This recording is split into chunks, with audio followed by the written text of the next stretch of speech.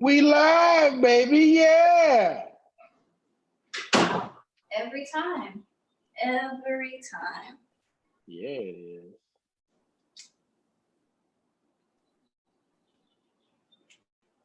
Let me do this. Boom.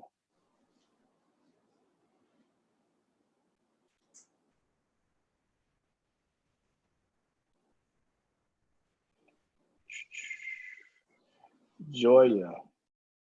Yes, kid. Remember you asked me about the subscribers earlier? Now, I guess we had 90 subscribers earlier today. Now we're up to 94 subscribers. Yay! Today. I forgot that I had sent right before I got off. I sent out the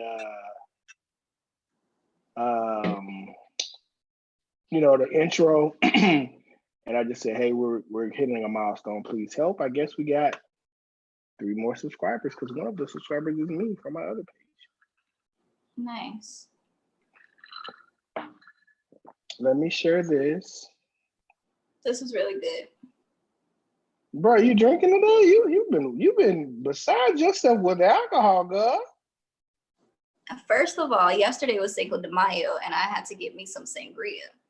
Bruh, I'm glad we didn't record yesterday because I probably would have been extremely disrespectful trying to speak Spanish, and that like you always are. You're always disrespectful. I'd have been ridiculous. Hold on. Yeah. Okay, hold on. Can you send me the link, please? To what? To my text message, if you can. I'm on that phone. You're on that phone. Never mind. Who needs the link? I can inbox it to you. That's all right. I will do it myself. I can inbox it. I'll do it right now. I said I can do it myself, sir. Because you're already off the camera. Then if I get off, then we're both off.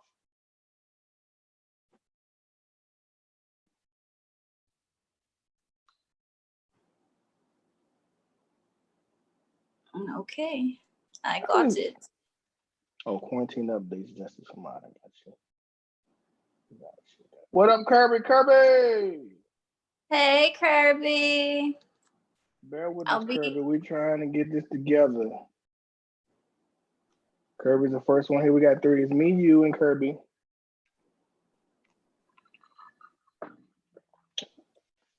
Kirby and her husband, Bobby Duke, faithful patrons. Hi, guys. Thank you so much for joining us again. You guys are always with us, always on it, and I really appreciate that. And they're doing it just us. You're fucking yourself. Can't find my tablet. Oh, shit. And it's not charged. I think that is charged. Beautiful morning. I don't know why that song is in my head.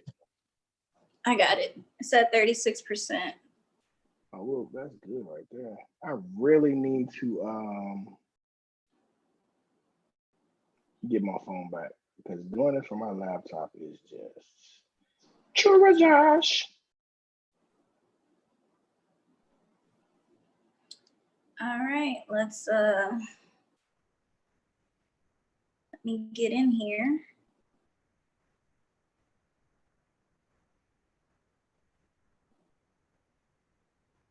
You know what I've been addicted to lately? What are you addicted to? I've been addicted to. I'm still here, but I'm gonna be right back. I'm still here. What you got? The car detailing videos. Yeah, they can be a bit addicting. I love it. I just love the way that it looks like so nasty and dirty. And then once it's done, it's like a brand new car again. Right. So satisfying. I love it. Somebody logged into YouTube. Hush your face. Don't be mean to me.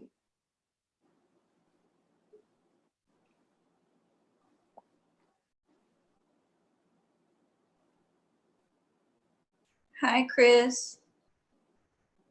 Which Chris is that? One of your friends. You sure? I'll be back in a second. I'll be there to see who that is in a second. Hurry up. No, I'm tagging our folks. Oh, that's Coach Pope. What up, Coach? What up, Coach? Why you always gotta yell? Yeah, that's what I do. I can see. Coach, we got a little controversial one today, man. Hopefully you can stay a while and talk with us, Coach Pope. Yeah, I'm back on. I was doing something else. That's my bad, Coach. Coach Pope, welcome. Thank you for joining. That's my defensive coordinator, man. He hit me up a while back telling me I might not be able to watch all the time, man, but I'm supporting you. And we talked on the phone for about an hour. Same ring, it ain't fit good. You don't know nothing about that. But yeah, man. Let's go ahead and get it kicked off, man. We got about 6. So it's me, you, Coach, Kirby, and 2 more people that ain't said nothing yet. I have to wait before the thing pop up. Well, thank you guys for joining and watching, whether you say something or not. True. I love my ghost followers. But what's up, people? Welcome to another episode of Maybe I'm Tripping with Big Ken and Joy of the Queen. Today, we got COVID news, and we're going to be talking about some other things in the news, some tragedy in South Georgia, but we're going to start off with the COVID-19. First, I want to thank the Patreons. Your support. Always got to thank the Patreons. Thank you guys so much for the support. We really appreciate it. Your support is just unmatched. Like, I went and looked at some things, and I was like, this is really happening. This is happening on a consistent basis. Mm-hmm. But want to welcome Coach Pope to the game. That's my defensive coordinator, Bobby Duke in the building. Semi-professionally, I might add. My football coach. You say this every episode like people don't already know. Hey, I play football semi-professionally. He coached football semi-professionally, I might add. Sipping my drink, pinky's out. Say one last dance. But COVID news. As you know, May 1, Governor Abbott put some lax rules in place. Movie theaters, malls, restaurants were all open. Have to practice social distancing, mandatory masks, things in place. But there's light at the end of the tunnels, guys. What's that? The 8th of May, barbershops and beauty salons can now open. As you can see, I need it. Yeah. Hadn't had a haircut since, first episode. I got my haircut like right at the first episode. Over a month ago. Hair retwisted over a month ago.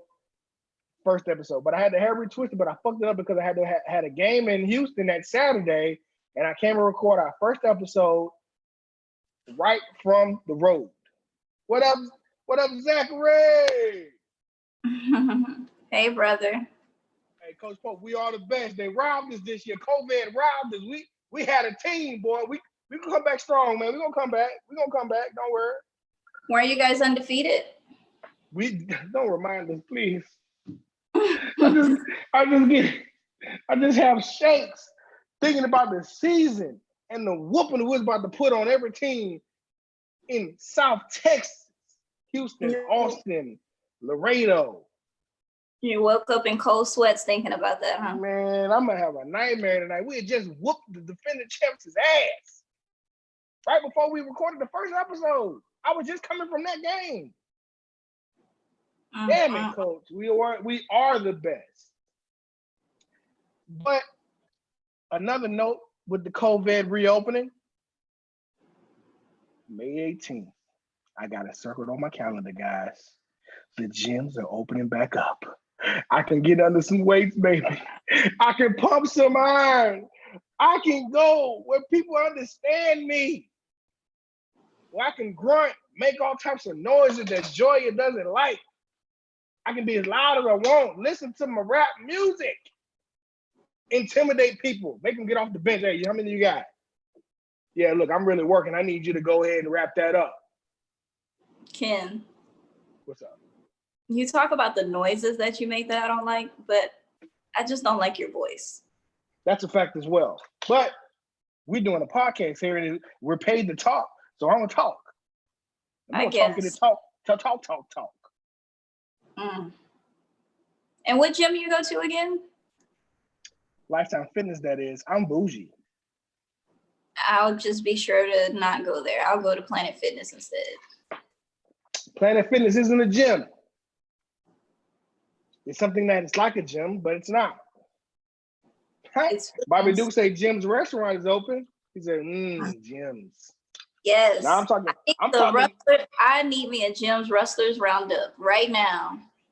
I've never ate at Jim's. I don't know what happened to my voice, anyway. But I never ate at Jim's. You're not a foodie like me, so you wouldn't know nothing about that. Coach, I'm sipping on 100 proof Amsterdam vodka with a splash of blueberry Red Bull and some Sprites. Ridiculousness. But that's it for the COVID. Joya, did you have anything that you wanted to talk about? What's going on with you? Things that you're happy about? What's going on? Hey guys, let me tell y'all something. Joya is a brand new person. You see, she done changed the hair up, and she has on my favorite hat. She looks artistic, not autistic. Artistic, as in painter. I don't like you. Anyway. Did you go to a salon and get that done? Because this is before the 8th. No, I didn't. Social distancing. Don't be out here trying to be exclusive now. Shut up. Anyway, Erykah Badu and Jill Scott are gonna have their talking about this shit. Okay, we get it. But I love them. You got to bring Jim, James, Paul, and Tyrone. See, I'm tired of your shit. I knew it was coming. Don't never buy me nothing. I knew it was coming. Boom, boom, boom, boom. Let's take a long walk around the park after dark. What you doing in the park after dark? It's closed. It's a good Verbalization, titillation, education, stimulation, relaxation. I gave you your verses right there. No, Ken. Just no. Okay? No. Am I ruining it for you? Yes. That's my goal. We got 9 watches, 13 minutes. Okay. Anyway, I'm very excited about that live on Instagram with them battling each other because they're like my 2 favorite artists. So I can't wait for that. Other than that, I think that I didn't really see much else. What's up, Julie? Hey, Julie. But yeah, I really didn't see anything. Oh, there was this one thing, the 5-year-old from Utah. Did you see that? Went to go get a Lamborghini. With $3. You think it was sex trafficking? That's the first thing I thought about. He was driving himself. I understand that, but he might have been, if he can, 1 second, Paul, I'm gonna get with you and let you know.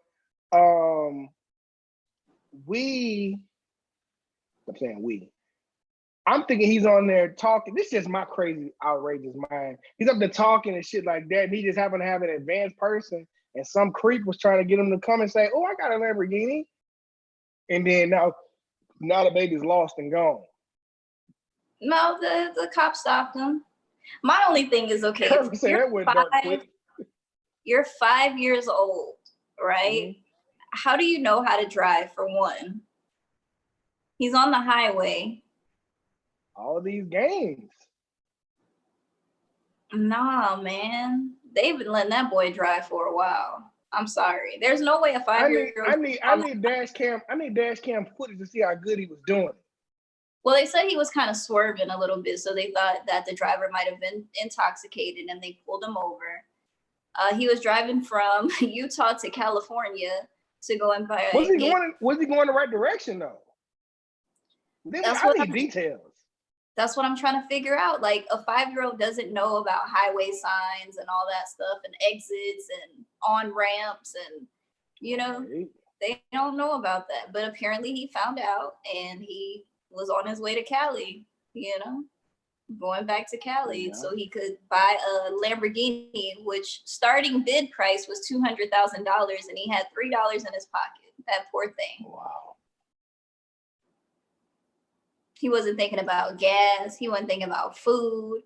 He wasn't thinking about nothing but getting to Cali to get that Lamborghini that his mama said he could not have. Wow. So yeah. These kids are crazy. But Coach Pope, we have a Patreon, different level tiers, and how you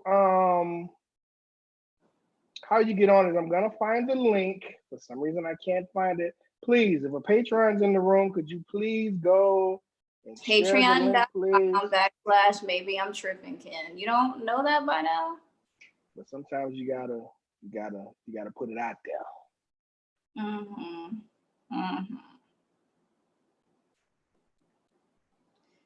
Anyway, thank you, Coach Pope, for wanting to donate to us. Like we said earlier, we really appreciate everything, all of our Patreons. You guys are amazing, awesome. You're always here. You're always there to support us. Thank you so much. So much.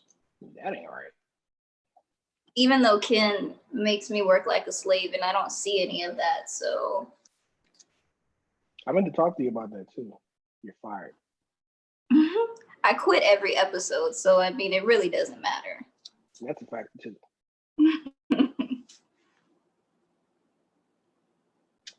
One second. Give me 1 second. Give me 1 second, Joy, so we can we're gonna get into this BS that's gonna probably get a lot of people angry. I know Coach Pope is gonna have a lot to say because Coach Pope is an older gentleman, so he saw and a lot of different things that maybe we haven't saw because we're relatively young compared to. But we're gonna talk about could someone please get the link for me? I'm getting frustrated, please. Because I know I don't type well.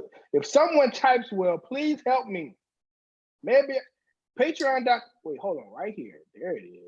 It'd be your own little brother. It'd be your own little brother. He said, so what I'm hearing is there's an opening for a job opening for the podcast. Wow. Hey, Zach, we need to get you on, man. Hold on. Well, we recording a Friday or Saturday? Saturday's the best. You want to do Saturday? Well, let's not say. Zach, next episode, wait, is Zach old enough to drink? Can he drink in front of his parents? Zach, I need them stories. He doesn't have any stories about me, right, brother? Hey, damn, moms can't be in the background because we're going to have moms on maybe another time telling more stories. Zach. Well, it's almost Mother's Day, so. We got that. So guys, in the comments, let me know if you would like my mom to be on Mother's Day. She has already said that she would love to do the podcast. I honestly don't want her to, but if she wants to do it on her own, then she's more than welcome. Hey, Pope, there's the link. And yeah, see, he has no stories. Zach, I have faith in you. I have faith the size of a mustard seed. I know you got some stories. Bobby Duke said, tell her the time she snuck out the house and scraped her knee and cried. Bobby Duke says, kids who can drive once had to drive a drunk parent home. I'm a pro. Thanks, Dad. I I started driving at the age of 13, and it was fun. It was more so like four-wheelers, like ATVs, things like Yeah, that. you have that background. Driving is becomes a bit easier for you if you have that ability. Now, I Also, was a late bloomer. I didn't start driving until I bought my first car. 27. No, was it 27? No, I was not 27. I'm lying because I was with my son's mother. Was my son born yet? I don't think so. So I had to been 21. She might have been pregnant. I don't know. Yes, Kirby, he is the designated driver for his folks. I honestly believe that. And Coach Pope, they do have self-driving cars now. And I wouldn't be surprised if kids know how to use them. They know how to use everything else except for mop and a broom. Did they say, wow, mop and a broom? Yeah. I'm going to tell you a funny story about mopping. Worked at a store, then we're going to move on to the next one. I was working at a store called Winn-Dixie. That's those Southern Louisiana. I'm surprised you didn't work at Piggly Wiggly. I did work at Piggly Wiggly as well. I worked at those places at the same time. And I worked at Save-A-Lot and Walmart. But I was young. I was a cart pusher. We call them buggies in Louisiana, but y'all call them carts out here. But yeah, I was pushing them buggies, man. And one day something happened. And I had to mop something, and it was a large area. It was outside the store. I think something fell outside the store. So I'm sitting there mopping. I got that mop like this, and I'm working that motherfucker, man. And this older lady came up and said, your grandmother raised you, because these kids don't know how to mop like that. You got to go from corner to corner. You got to mop your way out the room. You got to mop your way out the room. You got to know how to do that. Oh, Kirby used to work in Winn-Dixie too. I had the green and white smock, the little button down. The green and white smock back in the day, and the women wore the pink and whites. Okay. That's crazy. So, but moving on to the tomfoolery. I know I was transitioning into anger. Okay, well, you can transition after this, but guys, let me know in the comments. If I get some good votes, then I will have my mom on the podcast. Only if y'all ask, though. If y'all don't want to see her, then she ain't coming on. Don't do your mama that. Zach, go get your mama and tell on her. She's talking crap. She gonna call me after this. You know that, right? Every episode. We appreciate it. She gives us great feedback. Thank you, Mom. Moms are the best. Dads are too. Shout out to Daddy. He texted me and said that he loved me and that I need to call my brother, which I still haven't done, and I will do. Don't worry. Okay? My older brother. So let's move along to Ahmaud Arbery. Sorry. What's your thoughts, Ken? The bullshit just keep getting bullshit. I was running away from the video. I was running away from it. I didn't know what happened. I saw the video. I saw the pictures of people saying this and that, racist this, racist that. And I'm seeing like lynch mom and this, that, and the other. So I thought he got hung. So then today, another podcast, The Breakfast Club, had the civil attorney on, and I only watched it because it was the one, like the ambulance chaser type, like the one that the black guy that did the other one for Boheme, and then he's a new guy that's up and coming, so they're like the new Al Sharpton. As soon as something happened, you see their face. So when I saw that, so I was like, let me see what's up. And so then he said his side. I had to go look at the video. That shit is crazy. So first of all, I want to give a shout out to The Breakfast Club. I did get a lot, or mostly all of the story from them. They did have the civil rights attorney on their radio show, to discuss what was going on. I don't think he's a civil rights attorney. That's what he said. He was a civil rights attorney. but he only works with civil cases, which is the monetary part. He's not prosecuting anyone. So that's why I don't be like saying civil rights. He's a civil rights activist, but he's a civil attorney. So he goes for the money. Okay. But I'm just, hey, hands up, don't shout out shoot. to them, DJ Envy, Angela Yee, Charlemagne the God, all of them are brothers and sisters of the entertainment world. But I didn't see the video. I don't like watching things like that. I had happened by mistake because people just love posting things like that on social media. And I remember seeing what happened to Nipsey Hussle. I also remember seeing what happened to XXXTentacion and things like that. And I did not enjoy watching that. Did you see Alton Sterling? I did. And I do not enjoy watching those things, but sometimes Philando Castile? Yeah. Sometimes you just Freddie open Gray? your phone. Sometimes you just open your phone, especially Twitter, Instagram, and it's just right there. Because it's trending or whatever the case is, it's gonna come up and you're going to see it. I have fortunately not seen this video because I think honestly it's just sad to me. It's very sad to me, and I don't like watching things like that, you know. Well, the video is graphic. It's not as graphic as an Alton Sterling or Philando Castile. It's just the circumstances that went around it. So I'm gonna describe the video. So okay, but before you describe the video, let's go ahead and get into some of the details and just let the people know what's going on with the story so they can kind of get an idea of what's happening, and then I'll let you describe the video. So all right. First things first is Ahmaud Arbery. He was a black jogger. He was doing a daily jog, through a neighborhood that he frequently jogs, his everyday routine. He was a high school footballer. He had ties to an NFL player. They were friends and remembered him from school.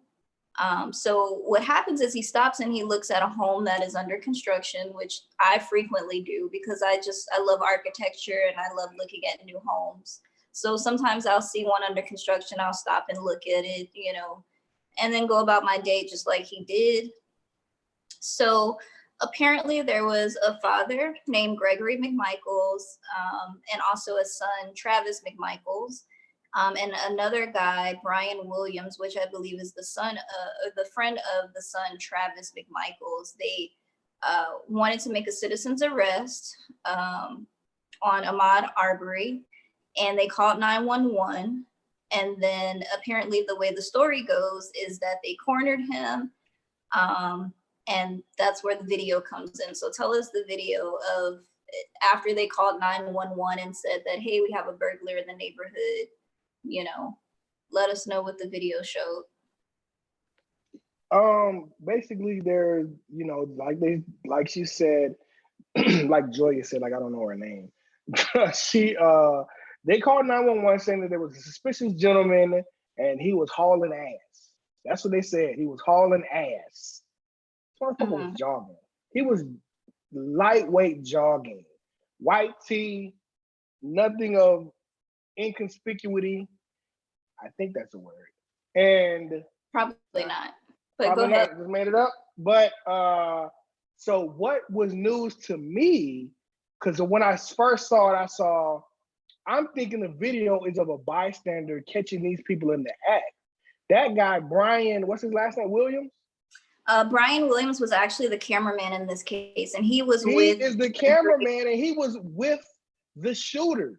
So this is what happened. So they're down this residential road, but being a rural area, there's no sidewalk, so he happens to be running on the side of the street. Right. Cars have to go around him or whatever. So what the video captures is you see him jogging, you see the truck stopped in the middle of the road, and the cameraman is in a car. He's filming from another vehicle. Looks like another truck.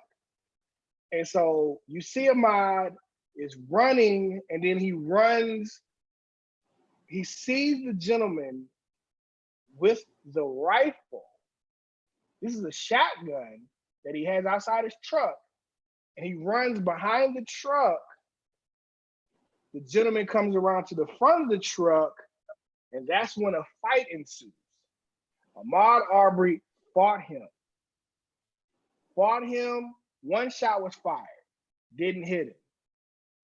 They go off into a yard. They're still fighting. He has his hand on the shotgun. I'm sure he was shot in the stomach the way he fell. Another shot goes off. He's still fighting. Third shot goes off. He's punching, let go of the gun, tries to run away, and falls in the middle of the street. He shot him with a shotgun, close fucking range. Less than a foot away. I don't know if the gun was touching him, but there was no way he was going to survive that. And these people came up to him because he looked suspicious because he was jogging, hauling ass, as they say, but he's running in the street. Right. You citizens arrest with a goddamn shotgun? Right. But another thing, they said that the trucks cornered him, one from one direction, one from another. And then, of course, you have the cameraman, which is also an accomplice, which I believe is a friend. That's not in the video. Well, they may have been antagonizing him. What's in the video is it's a two-way street. Mm-hmm. He is running towards oncoming traffic. The person who shot him has a truck in the middle of the road. The cameraman is behind him. Mm-hmm. And so they say there's a truck here and there's a truck moving behind him. He's here. He slows down, then he goes in front of the truck recording him, around to the opposite side where the gentleman's on this side of the truck. Right. And that's when they fought at the corner of the other side of the truck, and it spilled over into the other side of the street. Because I know that he described it as they cut him off. And that's what the hell I thought. I thought maybe they whipped up on him and, did that. It wasn't like that. The truck was in the road straight.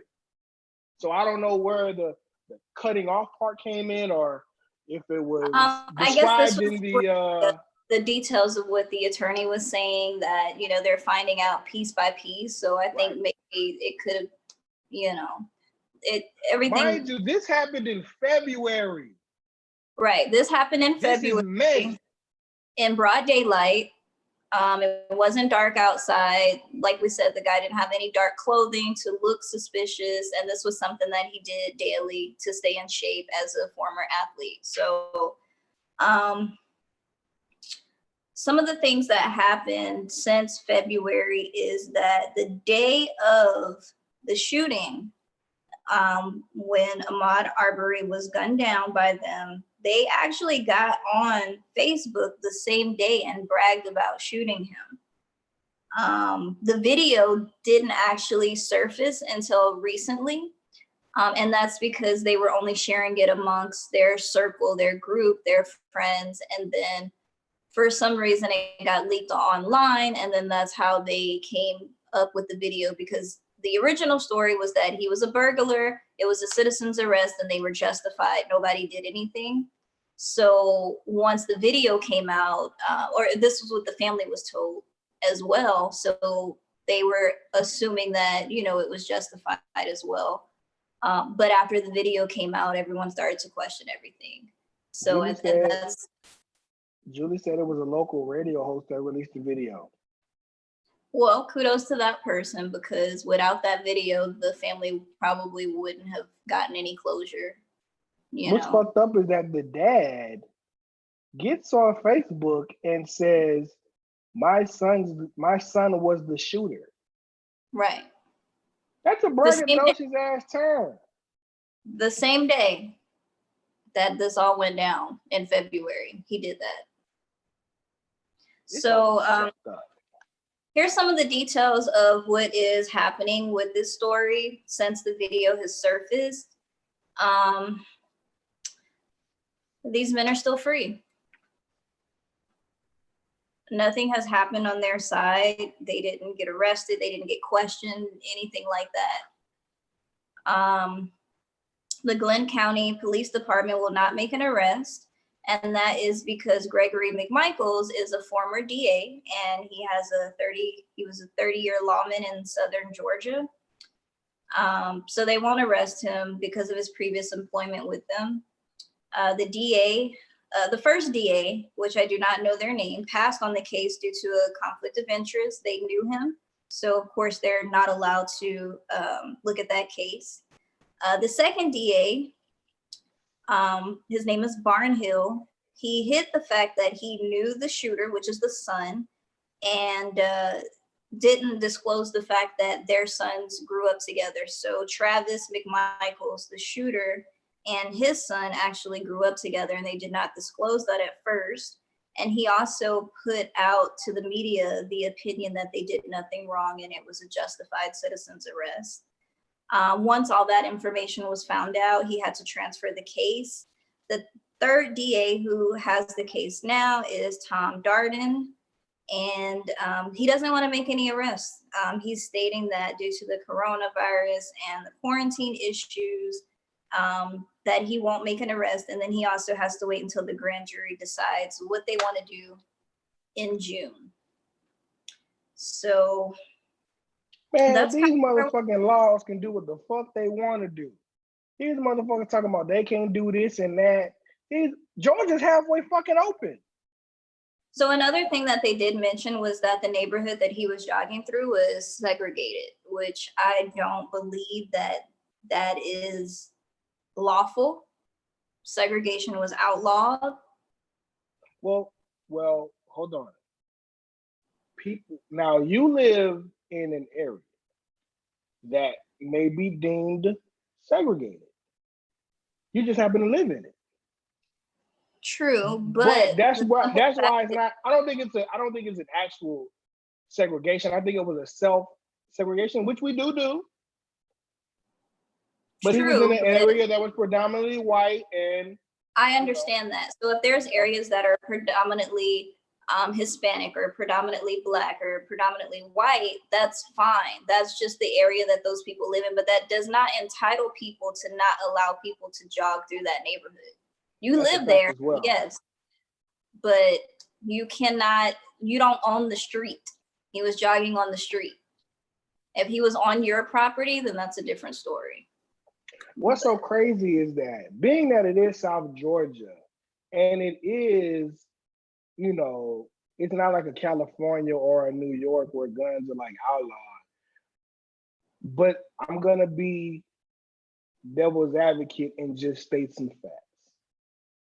In South Georgia, you can make a citizen's arrest. You can, but it has to be justified. So you have to actively or be right. a witness to if you crime. Let me finish my statement, I can. Okay, go ahead, Kim. I'm so sorry. I want to interrupt you. Do what you do, boo-boo. But shut up. Because I am former security law enforcement of the federal government. But being that, yes, you can commit a citizen's arrest, but what they did was not the right way. You cannot commit a citizen's arrest upon suspicion of said activity. If you was not a witness to a crime, you cannot. At that point, all you can do is call the police. You're not even supposed to follow them. You're just supposed to get a description, hand it over to the police, and we move over. Nah, Bobby, I was a bit different in top flight. I can put my hands on you. But I carried a weapon and body armor. I did a little something extra. But a little Blackwater-ish, not saying Blackwater, but a little Blackwater-ish. But yeah, they fucked it up. Then what do you want a man to do if you confront him with a shotgun? I think honestly, if you're, I don't even know how to say this, but if you just say it with your mouth. Leave me alone, or I'm gonna say it with my fists.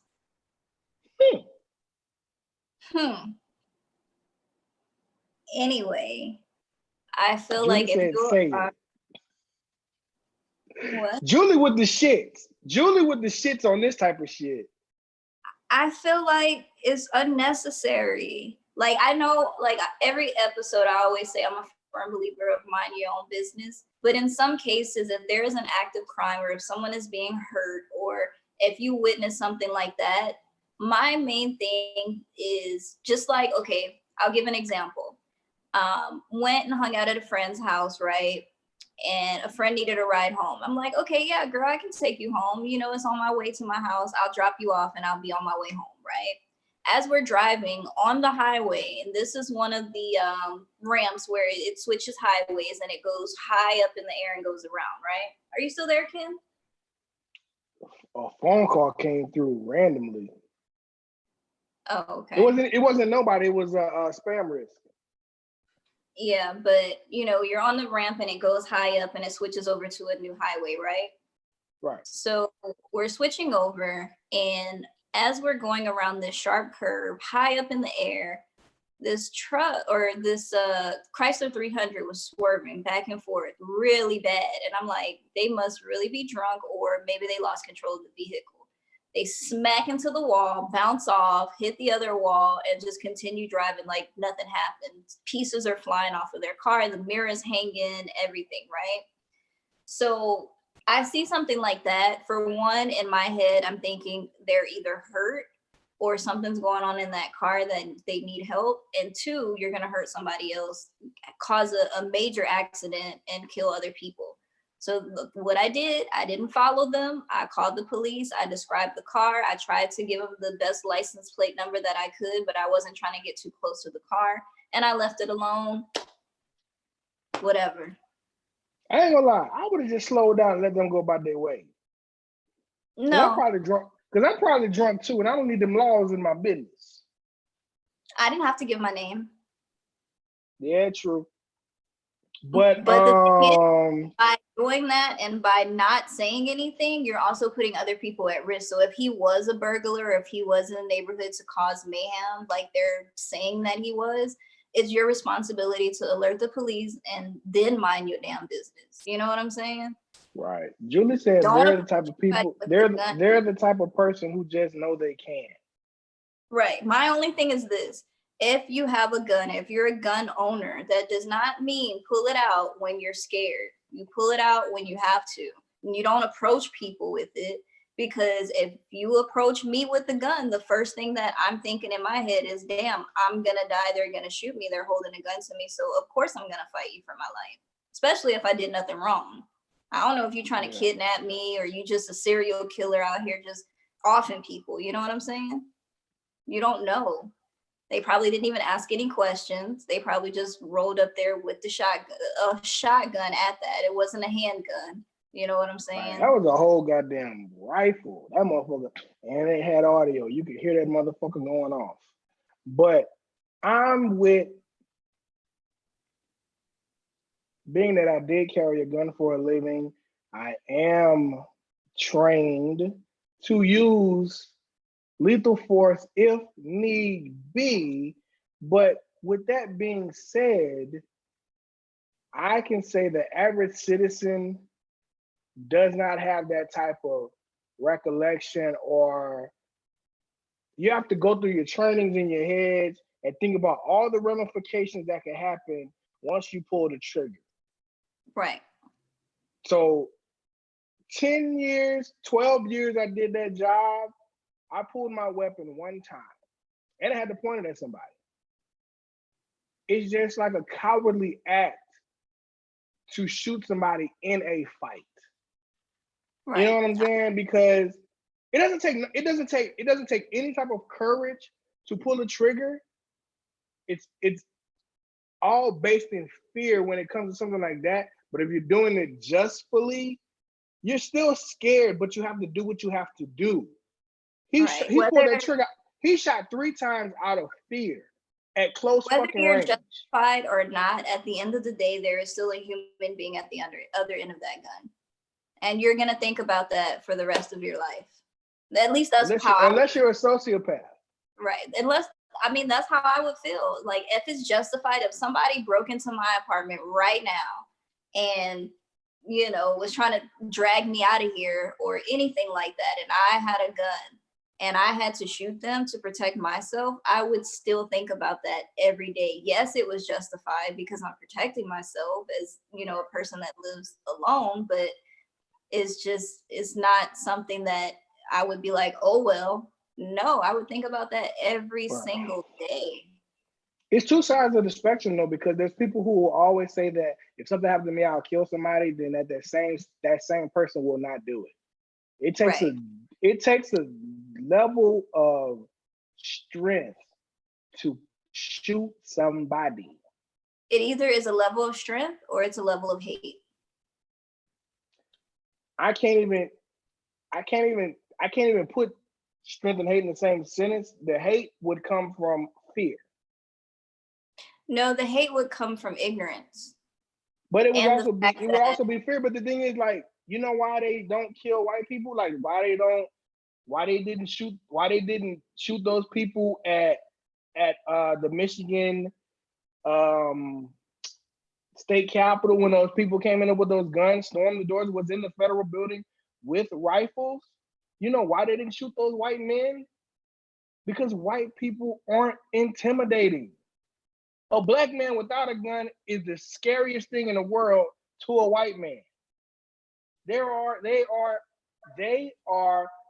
and have shown that they are afraid of us. Now, I know that the majority of our male watchers are Caucasian, but I apologize, but I can't in some things, no, but you got to understand. Okay, let me see this.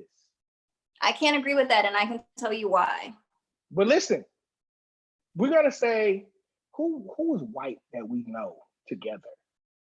Our manager. Okay, I was going there. We're not gonna You're say in the room. You're in the room. It just says a group of y'all in the room. You don't know me. You don't know him. He comes in acting belligerent and just he's being himself, but being belligerent. Like, what's up, man? I'm just trying to see what's up over here. Just with his Ashley Wash jeans and the rhinestones on his pockets. Same thing. You better stop. They gonna know who you're talking about. You better stop. You got him. And then you got me walking to a room. Well, what's up, man? I'm trying to see what's up in here, man. What y'all got in y'all pockets? You're gonna look at him and be like, I think I can whoop him.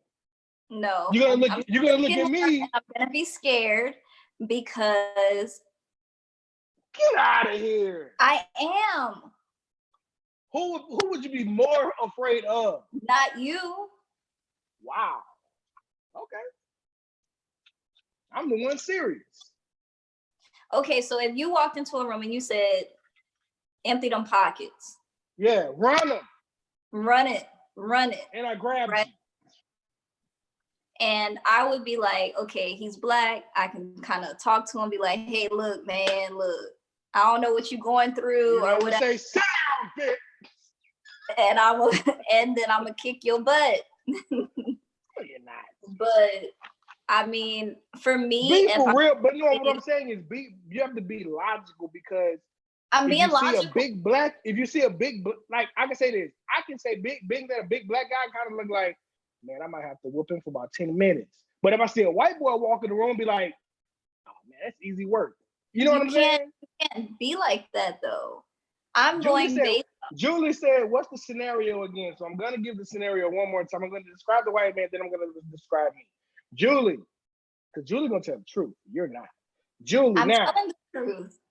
And I'll tell you the reason why. Go ahead and tell Julie the scenario. All right, Julie, we got the scenario. We're going to talk about a white man that we may know. Ashley wash jeans, sometimes cut all his hair off. Rhinestones on his back pocket. This is the gentleman that we're talking about. Boot cut jeans. Boot cut jeans with tennis shoes. But he said I'm going to tell you a story about him after we get off the air. I don't want to air it out right here, but he said some slick ass shit one time. I wanted to put my hands on him, and I didn't. I got information about him from someone else. You know what I'm saying? But I could not push it here. No, it was a fact. It was a goddamn fact. This is credible. Because the shit he said was unnecessary. I'm gonna tell you when we hang up. But I walk into a room. No, he walks into the room, said Caucasian male, rhinestone bootcut jeans, rhinestones on his thing. Yes, you have met a man like that. He got a goofy ass laugh too. Sometimes shaves his head for no fucking reason. Initials SM. But no, you better stop. You ain't about to get me fired from my goddamn job. You better shut it up. But listen, he walked into a room talking to shits, and then you know who the fuck that is, Julie. He the one gave you your laptop. That's who gave it to you. Kirby, I agree. What he said should be bonus content for the Patreons. The story's short. The story's short. But so it's still bonus content. That's at least 5 minutes. Jesus. But I think about it. But I could do that though. But I had to say names. Go with the story. I'm trying. You keep cutting me off. Go. All right. So he walks into a room demanding you to run your pockets, empty them out. You know, I got about $1,200 like Debo. And then I walk into the room acting the same type of way. Julie, who would you be more intimidated by? What's up, Dante? Now that's my brother. Dante, that's my brother. Hi, Dante. Thank you for joining us. I'm gonna be 100% honest with you, and I'm gonna say I would not be as afraid of you as I would him. Only because of the fact that I grew up where I grew up, and people got robbed, people got whatever by their own people. Julie keeps telling me she don't know that man. I'm gonna fucking tell you who that man is. You better not say it. I will. I'm not gonna say. I'm gonna hit on the side. But no. But I'm just saying. But I'm just saying in general, not just like him. White men aren't intimidating. I wouldn't say that though. You can't say that because, however, they okay. Let me ask you this question. Can I finish? You've been in plenty of fights. We got the knockout story last week. Y'all need to go check that episode out. No, you haven't been knocked out, but you've been in a lot of fights. We heard the story. I have not been in a lot of fights. Now say this. How would you feel if they got this white girl talking cash shit? Joy, I'm gonna whoop your ass. I'm gonna put my hands on you, this, that, and the other. Would you be like, I'm not about to let this white girl whoop my fight with a white girl before? But what you gonna say? Like, I'm not gonna let this white girl whoop me. That's just how you feel going into a situation. That's where you're confusing me with the way that you think. I don't think like that. A person, I'm just saying, with the majority of people of African American descent was like, even when you look at sports, you can just go like, this white boy not finna do this to me. You know what I'm saying? Last white boy we had, I guess somebody texted me. I guess they in here. What's going on with you? Thank you for joining us. I'm confused. But I understand I do understand what you're saying. Joy, I do understand what you're saying. I'm on that 100 proof. You got to hurry up. Can I tell you how I feel, Ken? You talk about how you feel all the time. Can I tell you? Go ahead. I'll take my drink. Okay. You better not cut me off. So, as far as me getting into an altercation with a white woman or white girl or whatever the case is at the end of the day, I look at them as the opponent in that situation. So I'm not looking at their color, because you could never underestimate anybody, ever. You might say, oh, this white girl ain't gonna beat me, blah, blah, blah. And she turn around and be Ronda Rousey on your ass, and then you be embarrassed. You never do that, regardless of what color they are. You know what I'm saying? So I would take every situation as they come. And that's just the way that I think. But I'm telling you that I would be less afraid of you in that first situation because of the fact of statistics. There aren't very many Black serial killers. There aren't very many, Black mass murderers. So that is what would put more fear into me than what you would. You probably just a dude from the hood trying to get it how he lived, trying to get some money, snatching pockets, purses, whatever the case is. I'm not going to be afraid of that because that's what I grew up around. You know what I'm saying? Now you understand what my logic is. And again, you can't underestimate people. Yes, he might be a white dude with rhinestones on his back pockets and bootcut jeans with tennis shoes on, but at the same time, you don't know what he's capable of, Ken. You don't. He capable of getting his ass whooped. I'll tell you that. In your opinion. Oh, I he know might I be can whoop strong his on the ass. cool. Shit. He might be strong on the cool. I'll knock that motherfucker under a desk. You never What's up, underestimate. Zanelle? Thanks for joining us. Bobby Duke, them cholas got them knives. Can we say cholo on here? Huh? Can we say cholo? No. For all the Mexicans in the room, can we say chola? I am saying you can't say it. I know we can't say cochina. What? Yeah, you don't know nothing about that. I'm bilingual. Can you stop? And bi-coastal. Stop saying other languages if you don't know what you're talking about, please. Oh, I do. Bobby Duke said he'll allow it. Can I say chola? So is chola okay? Or is what's up, Raynisha? That's my boy's sister. What's up, Raynisha? We need to have her on the show. She got some stories in the club. But can I say cochina and say chola? Can I say cochina? That's the word. I thought it was male and female, cholo and chola. Yeah, it's chola and chola. Yeah, male, female. But cochina is something else. Don't say it on here then. I'm asking, can I get a green light from the Mexican party? No, you can't. I'm telling you, you can't. You know why? Because if Bobby Duke asks you if he can say the N-word, can I get a pass from you, Ken? Then what you gonna do? Exactly. Shut up. Facts. But that's a little bit different. Those types of slang words are a little bit different. Not different. Every race has derogatory names for them. And if I'm not giving passes out for anybody to say N-word, then you shouldn't be giving passes to call anybody anything else. And that's that. I would not say it, but what I'm saying in context. No. I don't give a fuck. I'm not gonna argue with you in front of all. I'm not gonna argue with you in front of all these people. I'll wait till we're offline. I said no. Get back onto the story. Change the subject. Thank you. Back to man. Back to Ahmaud Arbery.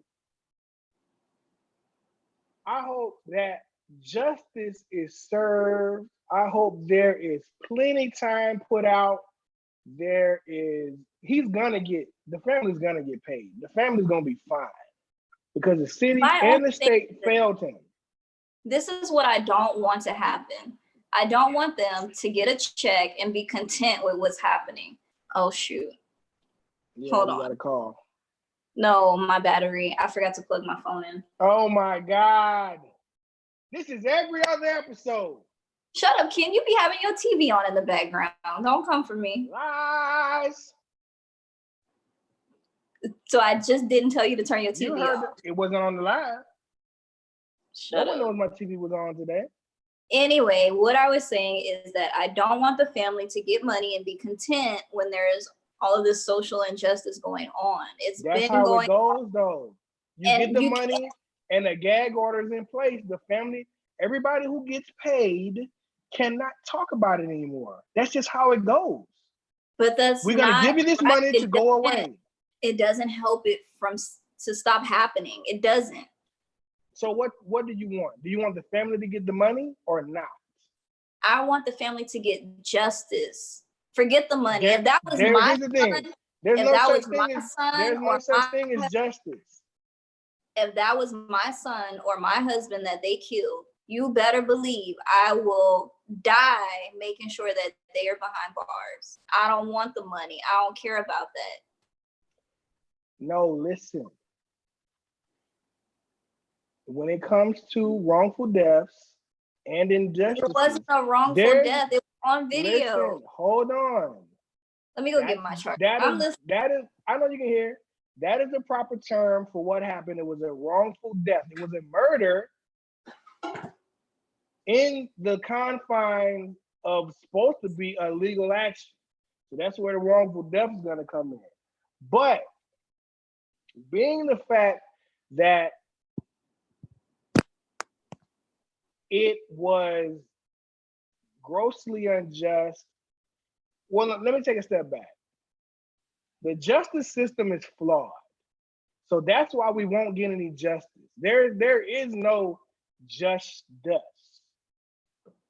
because there's not going to be a jury of his peers. It's not going to be in a law that's going to be. We have to talk about the 2020. There's the weight of justice. There's no equal. Either you have or you have not. What's going to happen? This is what's going to happen. They're going to throw millions of dollars at the family, and they're going to tell them to go away. That's what's going to happen. That's why there's no prosecutor on the case. There's only a civil attorney representing the family to get them their money. And the state and the county has money allocated for fuck-ups like this to pay them and make them go away. They're pushing for them to get arrested today. This happened in February. They should have been arrested in February.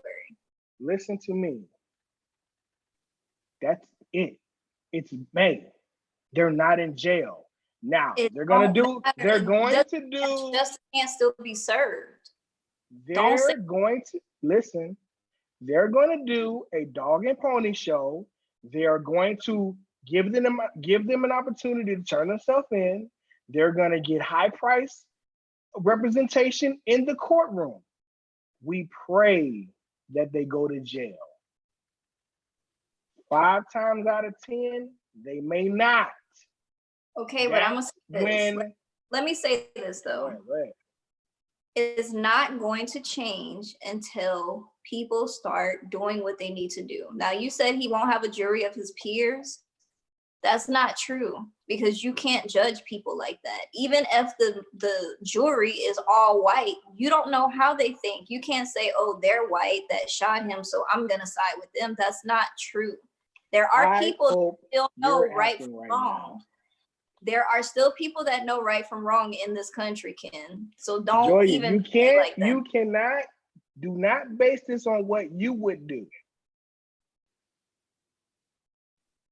It's only going to change when people change Who's in jail for Alton Sterling? Who's in jail for Calando Castile? Who's in jail for Sandra Bland? Who's in jail for Trayvon Martin? Who's in jail for, what's the young man who got killed? I want to say St. Louis. I get your point. Who's in jail for any killing of anything? Very few. Your point. And all these. Let me finish. Let me finish. I understand your point, but it's not going to change until people stop taking money. Listen, first of all, they're due the money. They are. Due that. You get the money after you get the justice. You can't. Because it's a leverage system. Okay, we understand we fucked up. We understand we fucked up. But here's this money. We're going to pay you millions of dollars to go away. You can have your activists, this, that, and the other, but don't go as hard. Tell the people to go home and quit. Tell the people that your loved one would not want this, and tell them to go home. You know what I'm saying? Because you have to understand that we're a very fickle people. And once we feel like nothing's going on, we're just going to stop. And that's how they know that they have the power to do what the fuck they want to do. We have to understand, we don't have the manpower, education, and know-how to make things change. We don't even fucking vote. I'm gonna say we do not vote our interest. Here's if the thing. We didn't guess who jumped in the ring? Guess who jumped in the ring with perfect timing? Joe fucking Biden. He's not even a favorite to win the election coming up. But oh shit, they got some niggas who done got killed. Let me hop on this side because I'm the Democrat and I'm gonna say I want justice for you. It's a dog and pony show. I'm not worried about Joe Biden, and that's exactly why I didn't mention him in the story. Anyway, what I'm saying is that we can't stop because it's not going to stop happening until we continue. If we didn't have power in this world, do you think that, okay, so if we didn't have power, Martin Luther King marched for nothing? Malcolm X died for nothing? We're not talking about them people because I can talk all day. Pope, you talk about Martin Luther King and Malcolm X. First of all, let me say this, a very controversial, unpopular opinion. Martin Luther King didn't do shit for us. That motherfucker marched with no action. He didn't, nah, man, he wants you to sing, pray, and march with no goddamn change. Guess what? Shit still ain't equal. But there's no such thing as equal. But he did talk to the president about the segregation laws and started the conversation. That's like Steve Harvey going to talk to Trump. I know, but at least he's starting the conversation. What you're saying, you hear Chris Pope. What you're saying is that take the money and shut the hell up. We can't do that. That's not what I'm saying. I'm telling you that's what's gonna happen. You don't have to resolve all the issues that we have going on in the Black community, but at the same time, at least start the conversation. That's what I'm saying. Listen to what I'm telling you. I'm listening. It's not even black and white. Go ahead. It's not even black and white. It's green. It's not black and white. Gray. Ain't no gray. If we talking about gray, then nothing's gonna happen. Here's the thing. The laws were set up for white folks and women. That's it. A nigga don't stand a chance in court. Not even women. Stand a chance in court. No, listen, no, you have to understand this. If you whoop my ass, you Joya, whoop my ass, and I push you or restrain you, I'm going to jail. No, we both going to jail because we both Black. Here's the thing. I went to jail under the same premise. Ken, I understand that. No, listen what I'm telling you. Listen what I'm telling you. This is how, first of all, I worked in law enforcement. I wrote the report. Going to jail in San Antonio. If you get in a fight with your significant other and y'all both saying y'all both hit each other, y'all both going to jail. Guess what? Then that becomes officer discretion and the niggas going to jail. That's officer's discretion. He can either take one of you to jail or he can just leave. But 9 times out of 10, the man is going. Let you cry enough. You're out of there, brother. Black or white, fuck it. I'm black, white, or Mexican. The man's going to jail. Now, I have seen times where there isn't such thing as women abusing men and the women do go to jail, but 6 times out of 10, the man is gone. Well, people should keep their hands to themselves. Now we moving the goalposts. Pope, you're right. Whoever called the police first is the one going to jail. Funny story about calling the police first. Me and my son's mother had gotten into a verbal altercation. And I said, let me get out of this house before I put my hands on you, right? So the way the house is set up, it was a key lock inside to where you couldn't just turn it and just lock the door. It's a key. Runs, grab the keys, lock the door. She got the keys behind her back. You know how y'all do. You ain't going nowhere. So I said, you know what? I want to leave this house. Don't say y'all. I'm gonna call. Let me tell my story. I would open the police for your ass and say, here you go. Look, I say I'm gonna call the police. So look, I called said police, Baton Rouge Police Department. 2 white men came through the door, told them what happened. I said, look, I got my clothes in my hand like this. Let me tell you what this motherfucker did me. I told them, I said, look, I called y'all because me and her are having an argument. I'm trying to leave because I don't want to escalate to any further. I'm just trying to leave the premises. And she locked me in the house against my will. I didn't want to put my hands on her, so I called y'all. So she said, well, ma'am, if he's trying to leave, you need to let him go. This, that, and the other. So she sit there with the keys in her goddamn hand and say, he ain't going nowhere in that car with no insurance. That police looked at me and said, we're going to be at the corner. If we see that car pass by, we're going to give you a ticket. I'm like, nigga, you want me to leave or do you want me to stay? So I made a big scene. I grabbed the keys, grabbed my clothes for work in the morning, and I walked halfway down the street. I said, you know what? My friend lives a couple miles away. I'm not walking that far.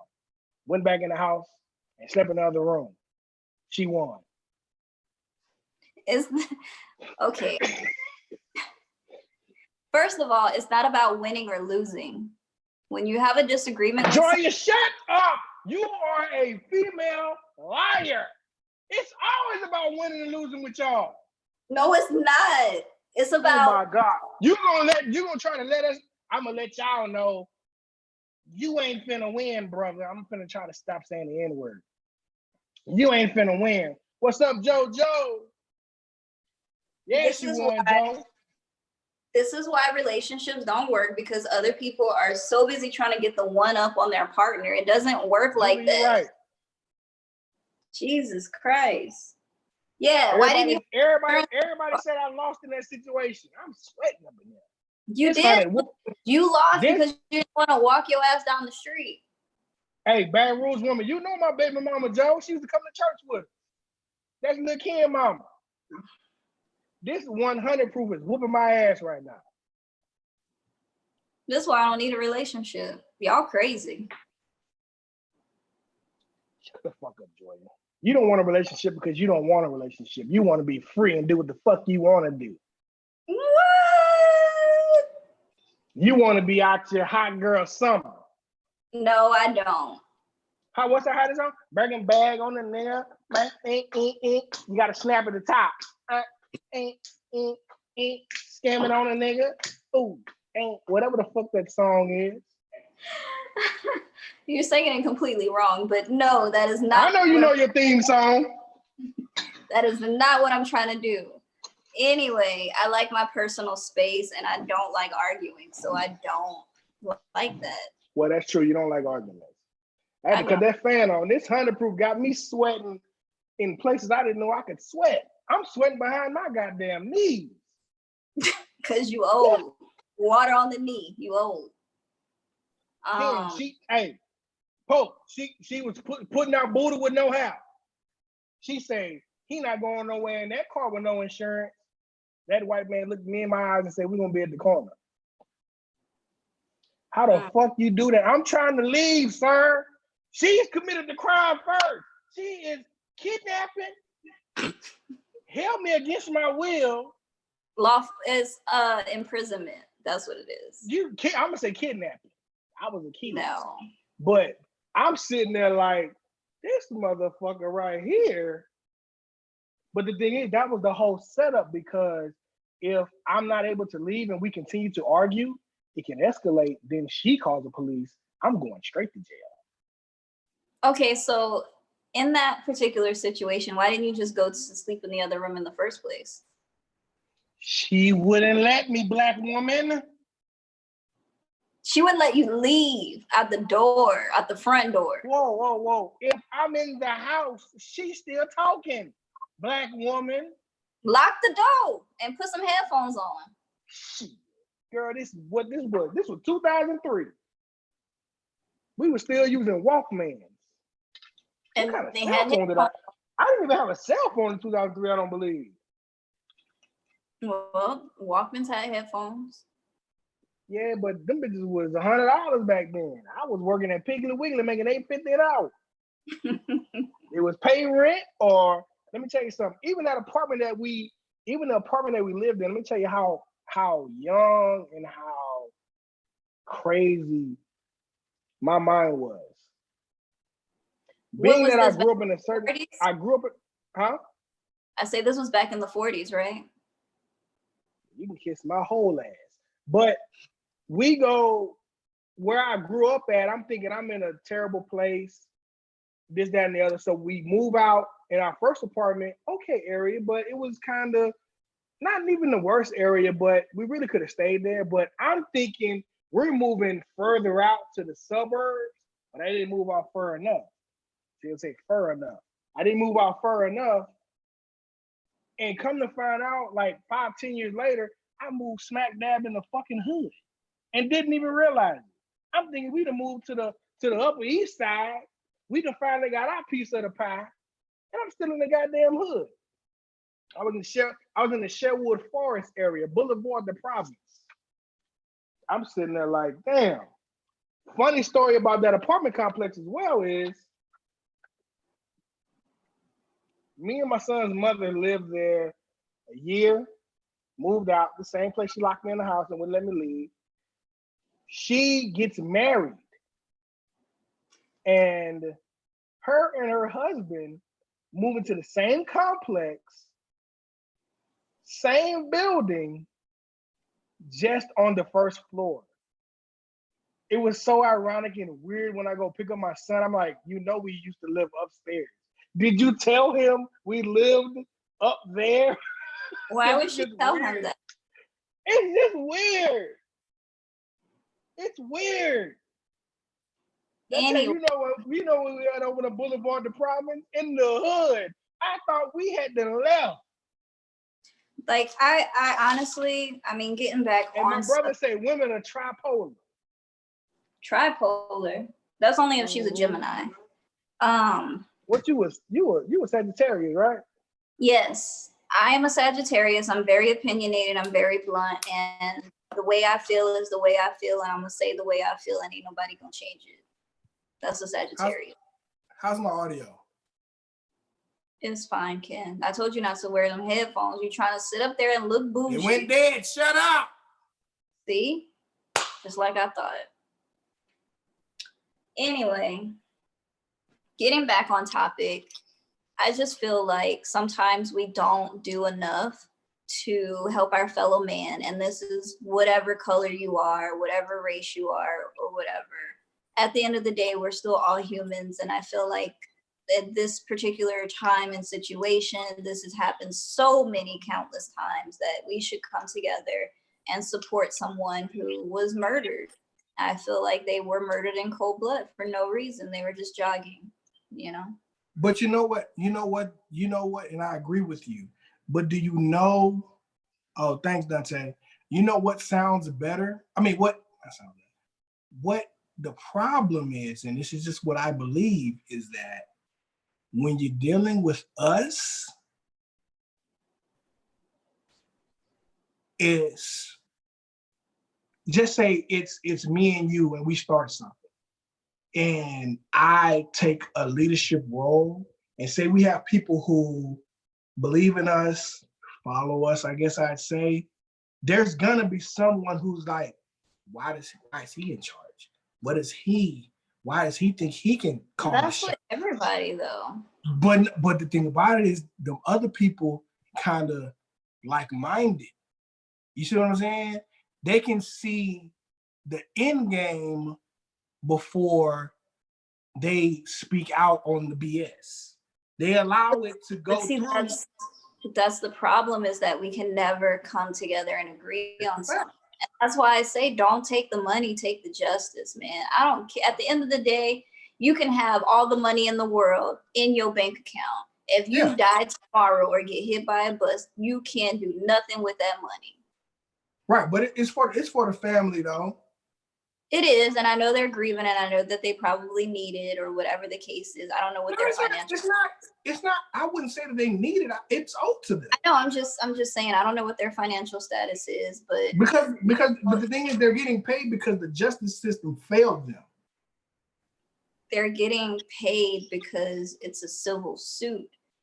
It's not a criminal suit, which is they are not even trying to get the criminal suit. Normally, like I said, the money comes after the criminal suit. Yeah. When they don't win that, or they're not going to be prosecuted, or they're not going to be convicted, or they're found not guilty, then after that comes the civil suit.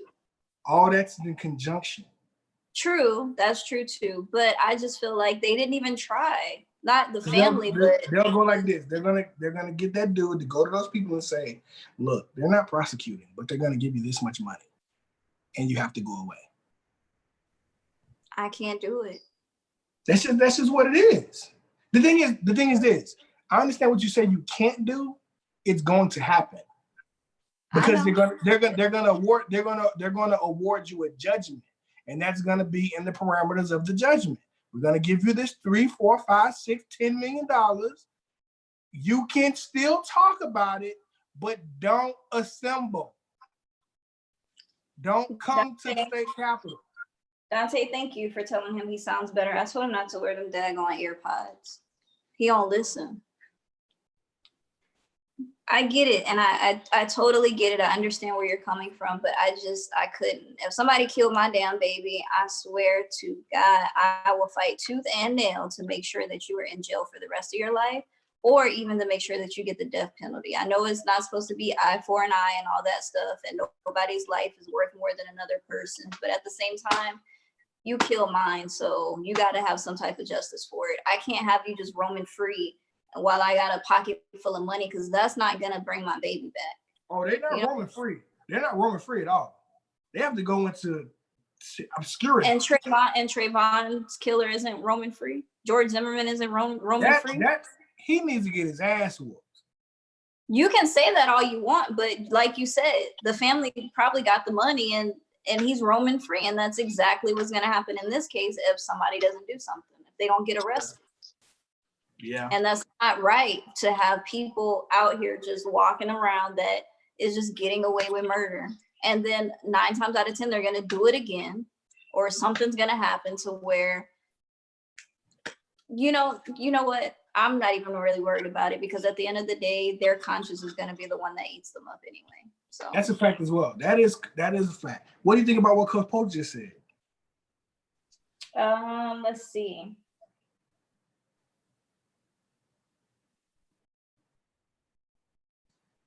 Yep, I 100% agree.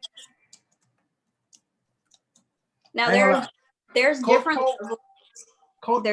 levels to certain things. When it comes to people getting killed, and when it comes to people being beat up or anything like that that's racially motivated, then I prefer the justice system to come in and do what their job is supposed to do, and that's get convictions and things like that. That's what I expect. I know, but let me finish. So that's what I expect in those situations. Now, if it's something like racial discrimination, or like the guy who went into the bank to cash a check and they called the police on him because they thought, he stole or whatever the case is, and he got a lawsuit and he's getting money for that, got the lawsuit money and went into another bank and the same exact thing happened again. Like, I feel like in discrimination situations where you're just being profiled or whatever the case is, hitting people in their pockets is what's really going to stop it. I agree with that part of it. But when it comes to someone's life, then the justice system needs to step in. You know what I'm saying? And nothing's going to change until that happens. Whether or not the district attorney or the jury or whatever the case is, they agree that, his murder was justified, things aren't going to change until people start to say that was wrong. Yeah. But it's just, it's old. Now, this is street vernacular. It's old law and new law. It's me and maybe how Coach Pope came up. It's like, but you can't say that. You know why? No, because old law. But listen, hold on. Lynching was legal. No, I'm not even talking about that. I'm not talking about legalities and in the judicial system. I'm talking about an upbringing, old law and new law, and the upbringing of people. Like, you was brought up under the old law. If you do something to me, I'm gonna do something back to you. If you hold on, no. What I'm saying is this. No, now if somebody slapped in your face, what you gonna do? Call the police. Wow. Now you under that new law shit. But what I'm saying, if somebody slapped me in the face, if it's justified, I'm gonna go sit my ass down. If it's not, that's your mama. Only your mama justified to hit you in your goddamn. I'm talking about somebody in the club. Oh, hell no. Then I mean, it depends on the situation. It depends on the situation. No, the bitch slapped you in your face. It depends on the situation. She don't like your hair. Oh, if it's a girl, then yeah. I mean, if it's a guy that's like 7 foot tall, you think I'm not. That's what I'm saying. I'm talking about an equal situation to where what I'm saying is when I say old law is how I came up is, you upright, you're a stand-up guy. Your name good in the streets, you're about your principles and morals. You don't cross nobody, you don't fuck with nobody, you don't fuck over nobody. But if somebody does something to you, you make sure that they don't do it to anyone else. That's what I'm saying with the old law. You put your hands on me, I'm gonna put my hands on you.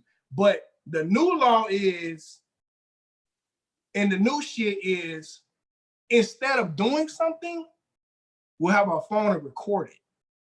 We'll laugh. We'll joke. It shoulda, coulda, woulda. That's what I'm saying with the new law. Or they'll just plain old shoot you and don't fight no more. That's that new law. That's what I'm saying. Nobody fighting no more. You see what I'm saying? That's what it was. Because if we go back to what the topic should be, old law, if that white man would have suspected Ahmaud Arbery of committing a said crime, suspicion of a crime, and said he wanted to do a citizen's arrest. And he went and said, look, man, I just want to hold you here until the police come. I'm fine. I'm fine with that. But soon as he go into that bullshit, getting a gun and wanting to shoot somebody, now I can say this, and you probably gonna cuss me out, or people in the thing gonna cuss me out. He didn't wake up that morning and say, I'm gonna kill a nigga. He didn't say that.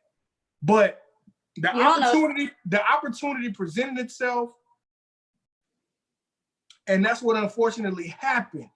You don't know that because listen. What I'm saying is this: is because I carried a gun for 12 years, and if I had to shoot somebody, I didn't wake up that morning saying I was gonna shoot them. That's where I'm coming from. You don't know that. Ahmaud Arbery did the same jog every morning. He probably was like, I'm tired of him running in my neighborhood. And next time he run through my neighborhood is on. Maybe he didn't intend to kill him, but he probably didn't want him there anymore. Right, that's what I'm saying. Just hear me out. He did it, but what I'm telling you is this.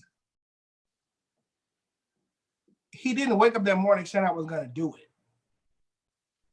It takes a lot of courage to shoot somebody.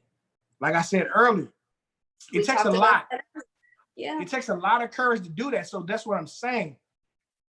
He did not expect that boy to fight him. That's what he didn't anticipate. George Zimmerman didn't expect Trayvon Martin to fight back. Exactly. That proves my point. He thought that gun was going to make him stop and make him powerful. That gun made him powerful and say, here's the thing. Like I said before, you're African-American and I'm afraid of you. And what happened was, I'm glad you brought that up. Trayvon Martin put hands on that boy and Ahmaud Arbery put hands on him. Now, yes, he was fearing for his life because he's a pussy. They're bitches. They can't fight. They was getting their fucking ass whooped, and they had a gun. A pussy with a gun will kill you before a nigga who can fight will shoot you. Yeah, I understand that, but the reason why they fought back is because of the fact that they were approached without question. If someone approaches me with a gun and doesn't say anything as of why they're approaching me with a gun, of course I'm gonna fight them, because I'm thinking that they have malicious intent. They're coming to harm me and they're coming to kill me. So I will fight them. Try to knock the gun out of their hand. Try to take it from them. Of course you would do That's what he was trying to do. That's what he was trying to do in the video. Right, and that's what I'm saying. But if it was a true citizen's arrest and he was in fact blamed or suspicion of a crime that he committed, they should have addressed that. When a cop approaches you, they say, put your hands up. And then once you're subdued, they say, look, we're arresting you because of this, this, this, and this. They are not cops. They didn't have badges. They didn't identify themselves. They didn't say, hey, look, I apologize. I know you're running, but it's a citizen's arrest. We think you might have broken into a house. Let me explain the situation, what's going on. Ahmaud would have stopped and he would have talked to them, and that the whole thing did not have to go down the way that it happened. Same thing with Trayvon Martin. George Zimmerman approached him. Why are you in this neighborhood? You look suspicious. You got a hoodie on, blah, blah, blah. Not knowing that he was a kid at the time, pulled the gun out on him. Trayvon Martin, being a young kid, didn't know what was going on, thinking some strange man is trying to shoot him. Of course you're going to fight back. I would have fought back. But what I'm saying is people approach people the wrong way, and that should not be allowed to happen. And by that doing that, they did that, they should be arrested. You can't do that. That's I got it. I got a question. That's probably gonna piss you off. But Pope, What? I do understand what you're saying. Pope, I agree wholeheartedly. Bobby Duke, I do agree with you, but I I'm agree with speaking. 100% Bobby Duke, because I said that earlier. It's fear and ignorance Can, that allows someone to can I speak? Now, when I say courage, I'm speaking from a lawful shoot. Now, a malicious shoot, that is fear. Maliciously, yes, but lawfully, what I'm talking about, and under what I know, what I can do with lethal force, it takes courage. No matter, when I worked inside the federal building, downtown San Antonio, there was many instances where I could have pulled my weapon. But I didn't because I have a sound mind, I can use my words, and I can de-escalate a situation. That's what I'm talking about when it comes with, when I say courage, to do that, and restraint, and knowing the law and knowing your rights and what you can do and what you want to put up with if you do it. A lot of people who shoot they just shoot. You see what I'm saying? But, I agree. But like you said before, that man gotta live with that. He does have to live with it. It's hard to kill an animal sometimes, and like a living thing that you would like dealt with. You see what I'm saying? Like say if I had a chicken and he was with me for a week and I knew it was food, it would take a lot for me to kill that chicken. You see what I'm saying? You deal with humans all day. At the same time. I understand that. You see what I'm saying? But I wasn't raised like that. But if I had to do that, it would be difficult. This is why we don't, but see, this is why we're raised a certain way. When we have animals, we don't name them if they're food. We don't play with them if they're food. Country. You know? Hard feet. Listen. Yeah. But I'm gonna say something that's probably gonna piss you off.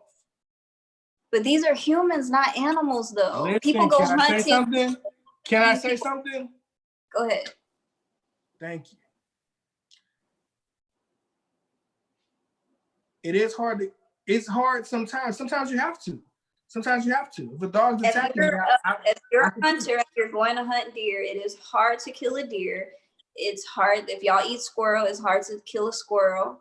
It's hard. No, I don't think it's hard. Because that's an instantaneous situation and you're killing it for food, like you said. That makes it easier. But if I chill with the deer, it's kind of hard. I'm using that analogy as it pertains to human interaction. Right, but even if the animal is food, say you were out in the woods and you were hunting deer, right? And you see a deer and he's just galloping, eating, frolicking, eating grass, whatever they do. And you have him in your sight, right? Uh-huh. And you're looking at that deer, it's like, that's a beautiful animal, but I need this meat. But it's a sport. We don't kill people for sport. It doesn't seem like it. I understand that. Now you got mad when I said that. I like that look you did. I like that look. Good for content. But listen, now you probably gonna get upset with me. But please, I'm always upset with you, Ken. That's true. That's true. But let me get this out. I think get some more wine. I think your perspective is coming from a feminine place. Now, hold on before you hot. When we're dealing with, but I feel when men are dealing with other men, it's a little different. Now, if the person we were talking about was female, I don't think that I could have a sustainable argument because I don't argue with women. I don't fight women. I don't You know what I'm saying? I don't feel any type of way about women. You see what I'm saying? So if Ahmad had been a woman, how would you feel? I would ask you a lot of questions because I don't interact with women physically on a violent level. Like last week when we did our show, you and your cousin were telling us about all types of fights. Told us about the cousin that got knocked out. Told us about y'all getting jumped. I don't see. That's why I was asking, like, how did it feel? What did you feel with that type of stuff? See, the reason I asked you that question is because it shouldn't matter whether he was a woman or a man or white or black or purple or green or yellow. No, we're not talking about. No, I'm talking about grassroots. I'm talking about the grassroots of it. Those are the grassroots that are rooted into me. It doesn't matter who they were. It was not justified for them to get killed the way that he got killed, and that's that. Now listen, how many girls ass you done whooped? Not very many. Because how many times you got your ass whooped? None. That's a lie, because you told us the time you got jumped. We gave you the benefit of the doubt. Listen, we gave you the benefit of the doubt because it was 5 of them, and you fought. You see what I'm saying? But what I'm asking you is, one-on-one, how many times have you got whooped? How many times have you given an ass whooping? I'm not gonna say. You see what I'm saying? I cannot understand that because me being a man was like, Joya, why didn't you just use your words? You never fight her. Well, see, the thing is that, okay, I'm gonna do one of the stories, right? Okay. Someone was 96 minutes. Me. Someone was bullying me. This was in. What were they bullying you about? Can I tell the story? I need pertinence. I'm just giving points. These people want to know. Don't y'all want to know? We got 12 viewers. I had to have been in maybe middle school, elementary. No, I would say elementary school because I was still living on the East Coast at this time. There was a girl. I'm not gonna say her name, but she was bullying. Their name. Well, the ending of the story is pretty sweet, so I'm not gonna say her name. We need the name. No. We need that name. She has a unique name, so they're gonna know who I'm talking about. All right. If you want that name and many more stories like this, go to maybeimtripping.com / patreon.com / maybe I'm tripping. That's where you'll get that name. Thank you. The name will be on Patreon. So pretty much what it was is that, and this is what I found out later, the girl didn't have any friends. Her mother was on drugs. She was being raised by her aunt and uncle, her and her sister. Didn't know who their dad was. And pretty much she was, huh? I was speaking to Terrence. He came in. I'm sorry. Go ahead. Oh, she pretty much just didn't have any friends. And she seen me playing one day and was like, hey, you're going to be my friend and you're going to do what I tell you to do. And I'm like, okay, whatever. And it got to the point where everywhere that I turned, she was there on the playground, in the lunchroom, in the classroom. We had classes together. I'm like, really? Seriously? Leave me alone. She didn't want me to do nothing unless it was with her bullying me. Well, you need to do this. And I just got tired of it. And I had to defend myself, beat her up. After that, we became good friends. I had to defend myself, beat her up. Okay. Well, yeah, if someone's pushing you down on the playground and because you don't want to be around them or being a bully, you can't take stuff like that. So I hit her because I had to show her that she was not ruling me anymore.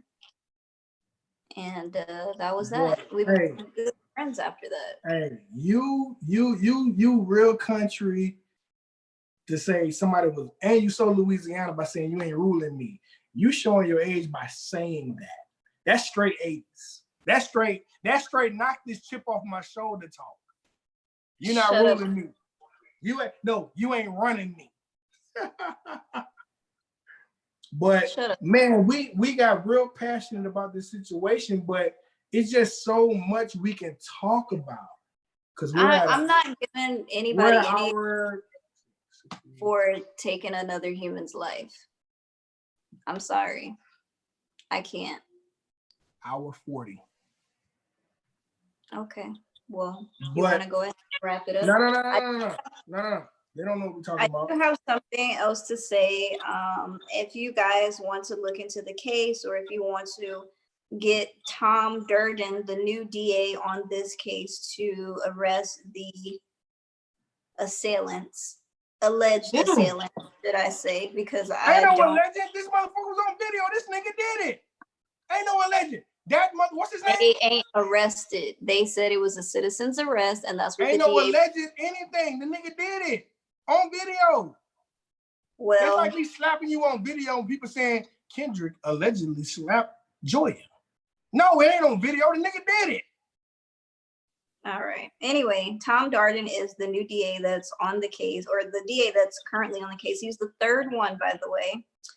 If you want to look into that or get information, Joya, or could you type it? Could you type it in the chat, please? oh yes, absolutely. There is a phone number and a website that's runwithmod.com, and the phone number is 770-800-0689. Are you typing? So we get justice for Ahmaud, yes. All right. Guys, hit that website, call. I ain't allegedly drunk. I am drunk, and I wasn't even going to drink today.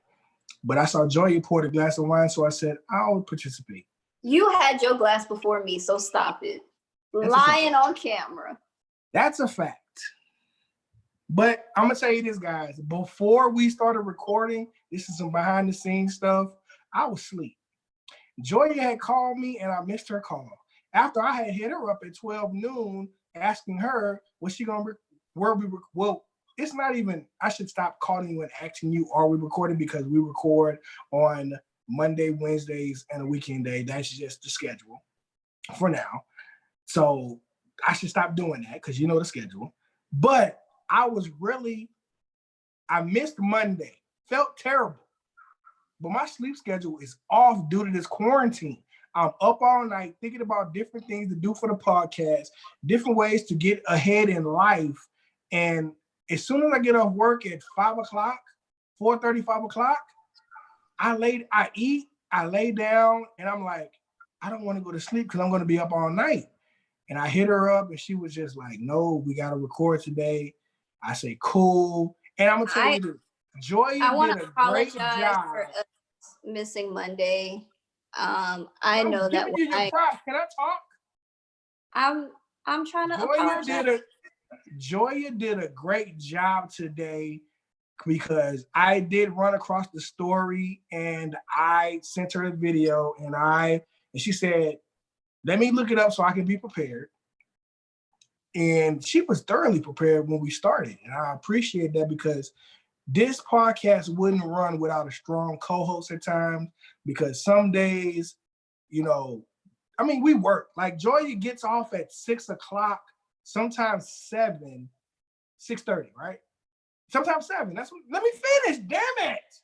You said 6. I wish I get off. I don't know your schedule, god damn. But we try to get on by 7:30, so she super tired. She has another podcast that she runs. 2 other podcasts.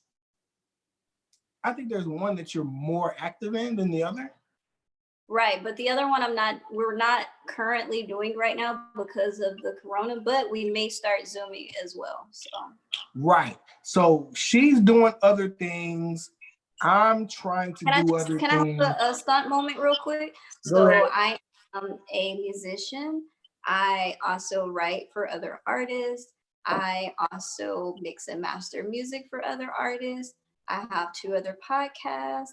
I work in a social media type setting thing where I'm helping run pages on Instagram. I also am an artist that help create certain things for other people to use as logos. And I also am a model that is signed under an agency. So I am busy and I work a regular 9 to 5 too on top of that. So the grind never stops. And I appreciate you guys for everything. I try to be my best when I'm doing this podcast. So if I'm off or if I look tired, just ignore it. I am trying, and I love you guys, and thank you for your support. For sure, man. And today was a day, Monday, I want to just say it. It was me. I said, Joy, do you want to record today? She said, what do you mean, do I want to record today? Well, I asked you that because I'm sleepy. And I want to go to sleep when I get off work. I don't have anything to talk about. There's nothing going on. But Joy, really, Monday, we could have recorded it, but Joy would have pushed an inch harder. But she knows that I be on her about recording. So I guess she understood that this nigga might really be tired if he talking about not recording today on a record day. I really want to say, guys, I know that we're here Monday, Wednesday, and Friday or Saturday. So we try to give you guys at least 3 episodes a week. And even though I know I was tired, I know Ken was tired on Monday, we decided to skip Monday. I still kind of felt bad about that because I love communicating with you guys and, just talking about different things with you guys, reacting to the comments. And you guys are just as hilarious as I am. I don't know about Ken. He's not funny. So I am the comedic relief, and everyone knows that. Yeah, all right. But anyway, I felt bad about Monday and I did miss you guys. So thank you. True, because I had woke up at about 9 o'clock and I said, I think we can record. But I was like, nah, let me try to go back to sleep. But I was up to about 4 doing other shit. But the name, Julie, the name of my other channel on YouTube is going to be, I haven't did any recordings, but there are 2 recordings on there from 7 years ago. It's called No Nonsense Fit. You guys go subscribe.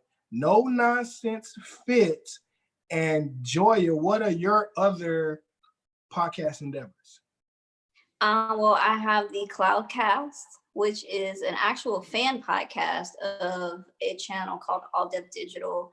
We do fan podcasts for them, just going over their different shows that they put out, what we like, what we don't like, just different things like that. The other podcast that I have is— What's the name? It was called Cloudcast, the first one. I thought it was Cloud Village. It's by the Cloud Village, but it's the Cloudcast. What's the name of the channel? What's the name of the channel? The name of the channel is Cloud Village, guys. No, Julie's asking because she may want to go subscribe. I'm trying to help. I know. Okay, I'm tired. I'm sorry. I need nourishment. I need food. All right. The second one is called Her Perspective. That's HER and then perspective. It's basically me. It's always going to be 2 other ladies as the panels. I have my girl Tramika. I have my girl Kanika. And then we also have a newcomer that is a fill-in spot for when— Are they Black? Yes. They sound Ken, don't be stereotypical. The Nikas. Anyway, and we also have a newcomer who is a fill-in for when Tramika goes on tour because she is a singer or when she can't make it due to shows. But yeah, it's just basically a podcast about, ladies' opinions on just different topics. We talk about family, we talk about relationships, we talk about dating, we talk about being single, having kids, all of that stuff like that, being married, just all from our different perspectives. So Her Perspective, look out for that. We did record some episodes that have not been released yet. I'm hoping that we can do some of the Zoom type things that me and Ken does, depending on other people's schedule, because again, these ladies have things going on as well. But this has been in the works for about almost a year and a half. So we're just trying to get it up started. But those are the other podcasts that I work on. So. Hey, Pope, what was your question? Where we at? So we can go. The last thing I see is no matter what you fight back, no matter how big and bad they are, if they have a gun, you bow down and live to fight another day. But hand to hand, you got to fight. That's a fact, Pope. You got to do that. If that was the question, I think we had kind of alluded to that. I honestly think that if someone, like I said before, if someone approaches you with the gun and you don't know what they're approaching you for, it's fight or flight. And I've always been told you ain't faster than no bullet. So you might have a better chance in trying to knock the gun out their hand or, hit them, subdue them, anything, before you have a chance of running away. Even if they got bad aim, it's still possible that they can luck up and hit you. So, Hey, Pope, ask it again or copy and paste it. We can't see the times like y'all can see. Ask it again. So we don't want to run over it.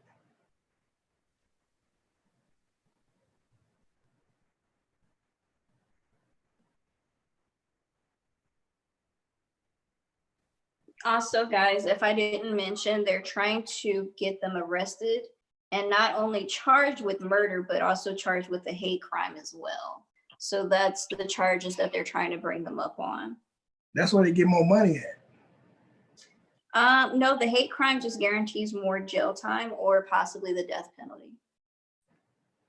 Depending on how Georgia, I don't know if Georgia has a death penalty still, but I think they probably do. Fuck, man, this bitch I'm about to lose this motherfucker.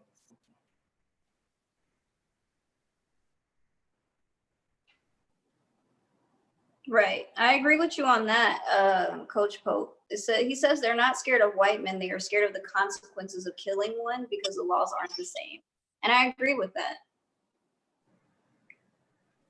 That's true. It's but just that goes different. into what I said. That's when I said about, man, you just look at people with dark skin differently. Like now the negative.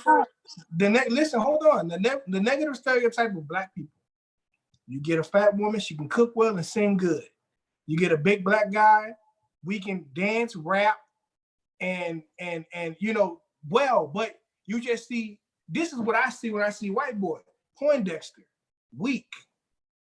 You know what I'm saying? But they're weak in stature and physicality, but they have the backing of what I'm saying. In the eyes of society, if I whoop a white boy's ass, I have an advantage because I fight better than them. That's just what society says. I'm more aggressive. I'm stronger. I'm bigger. Tamir Rice was 12 years old. That cop said he thought he was a grown man. 12 years old. This is what listen what I'm saying. This is what people see. What you see, just like, now, don't get upset with me.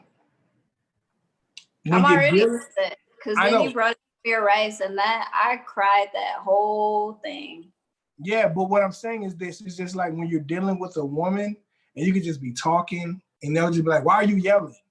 And I'm like, I'm not yelling. I'm just talking. You know all the time. I'm used to it, Ken. Go ahead. No, but I'm just telling you how me as a man feels when I'm dealing with, like when people say, Ken, you big. I'm like, I'm just a regular guy. There's nothing special about me. And even like when you go out and people say, or even at the job, people have said, I bet you be knocking niggas out. I'm like, why would you think that? I don't go around knocking people out. That's just what I'm saying is, that's just what they see. Man, you look so mean when you walk through here and this, that, and the other. I'm like, now, Joy, listen. Now, I will admit that I have been told that, I'm not going to say who, but someone who is over us at work has said that they don't feel comfortable joking with me because they feel like they don't know how I'm going to take it. Like I'm too serious, so they feel like they can't joke with me. Right. And I'm probably the one that's like giggling the most at work. It's like, that's right. Now, Joy, you know me by walking down your aisle or whatever. Even Julie knows me. Yeah, you walk down the aisle and cuss people out. No, what I'm saying is, like, I'll be walking through and you'll be like, I'm Ken, get out of the way, where the snacks at, hitting on my chest. And then you tell me this, Joy. Tell me this. I'll be walking through scowling, looking mean, and just, what the fuck? But I'm thinking about, man, I got rent to pay, I got my fucking light bill due, my phone bill about to get turned off, and this, that, and that. Then you say, then you'll go, hey, Ken. I go, hey, how you doing? Yeah, I can go from looking like that to be regular in an instant. That happens. People tell me that. It was like, man, I talked to you today, and I always thought you were so mean. But you were mean to me. You're a regular. That's you. Okay, so I'm the exception. I just gotta be mean to, right? You gotta be mean Julie, to me. that's how I say hello. Yes. Pope, what about the citizen arrest? What about it? It was not justified. That was not a by the book citizen's arrest. And the lawyer, not at all. Not at all. You don't approach people with weapons, and you don't approach people who are not actively committing a crime. That is not a citizen's arrest. But yeah, you curse me out every day. Okay. Okay, so then just walk around and you, act like I'm such a nice guy. I don't know why people let me tell you something. Let me tell you something. As soon as I don't flip nobody off, as soon as I'm not looking mean, as soon as I'm being nice and what's the word? Corporate, nice and fake happy. Everybody, you okay, Ken? Is everything okay? Are you all right? What's going on? I don't say that. I'd be like, what's up, Ken? You want some jelly beans? We got a whole thing of jelly beans here. I gotta pee. I'll be right back. Shit. You sound like an old man. Yes, Kirby. Yep. Ken, that's all he does is mean mug people. He used to curse me out in the morning. I would say, good morning, Ken. He'd be like, what's good about it? Every single morning. Every single morning.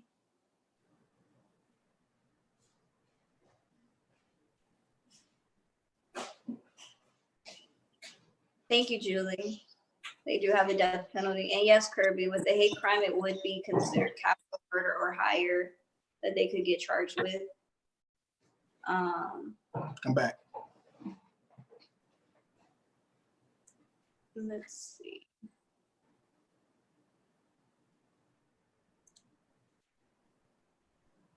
Yeah, we would get grits, Kirby. That was our walk. Coach Pope, let us know if we answered your question. The citizen's arrest, like we said before, was not justified at all. So no, it was a pussy cop out, and the citizen's arrest came after the fact. They started saying that shit after the fact. Right. There was no reason why that man should have ended up dead in the street that day. None at all. Joy, you watched that video? I'm not gonna watch the video. Can I finish? Go ahead. You have a very compelling argument, being that you didn't even watch the video. If you watch that video, you'd be pissed. It's crazy. It's crazy. It's graphic and crazy. Now, the thing that gets me is that this has been happening so long, and it's taking so long for it to change. It's gotten better, and then it's gotten worse again. And then now I just feel like with the corona is the only thing that's kind of saving our minorities that are out. You know what I'm saying? Because of the fact that nobody is allowed to be out right now. It's like, now we're not dying anymore, or we don't have to worry about dying anymore. You know what I'm saying? You're not even listening, Kim. I'm looking for the answer. You say we didn't answer it. Hope it's different on our end. Okay. Oh, I got it. Thank you, Julie. You see what she said? I'm so nice to everybody at work. I know, I saw that. Coach Pope says, can a black person make a citizen's arrest in a white neighborhood or in a black neighborhood? No, we can't. No. Pope, you knew that's what it was.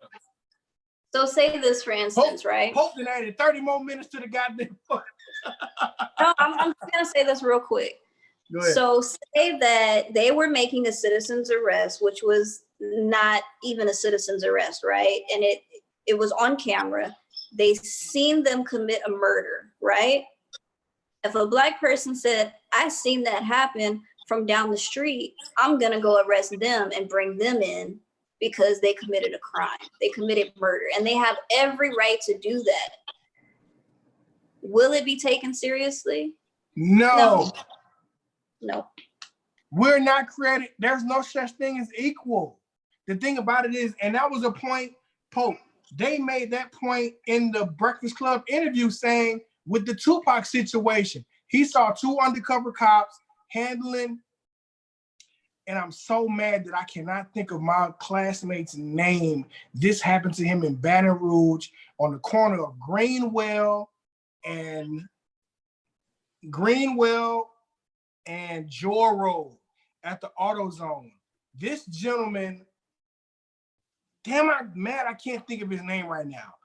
But Don't think hard. He got into a fight with an officer who was harassing him. He was a well-to-do gentleman who had several businesses in the community, and he was being harassed for his nice car and his demeanor. And he got into an altercation with the police. He was fighting the police officer. A third party came in, older gentleman, shot and killed him. No jail time, no money for the family, no civil rights situation because he was fighting a cop. We don't know what the cop was doing to this man. You see what I'm saying? And I had an argument with a friend of mine on Facebook earlier saying, because there's another video of a police officer beating this dude up. It looks like LA, Mexican gentleman getting beat up, and Hispanic can.